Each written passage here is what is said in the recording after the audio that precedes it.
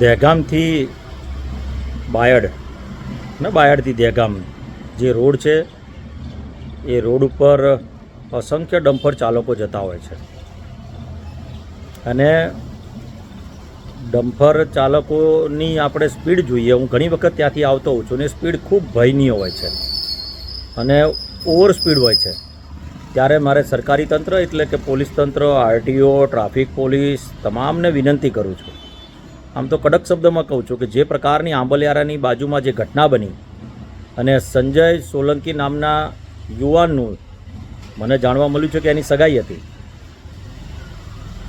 એ દિવસે હોય કે બીજા દિવસે એની ટૂંક જ સમયમાં સગાઈ હતી અને જે પ્રકારે ઘટના બની અને એ એક્સિડન્ટની અંદર એના શરીરના 2 ભાગ થઈ ગયા છે. મારે દુઃખ સાથે કહેવું પડે છે કે આ પ્રકારની ઘટના એકવાર નહીં પરંતુ વારંવાર બનતી હોય છે.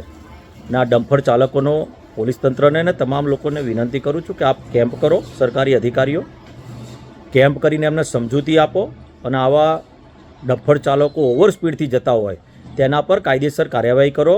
પ્રજા સેવક તરીકે જ્યારે હું જો કોઈક દિવસ રોડ ઉપર ઉતરી ગયો ત્યારે તમને બધાને તકલીફ પડશે. આ પ્રકારની ઘટનાઓ વારંવાર બને છે અને આપને કડક શબ્દોમાં હું સૂચના આપું છું કે આના ઉપર કંટ્રોલ લાવવા માટે પોલીસ તંત્ર અને આરટીઓ વિભાગ કે ટ્રાફિક પોલીસ આના પર કડક કાર્યવાહી કરે.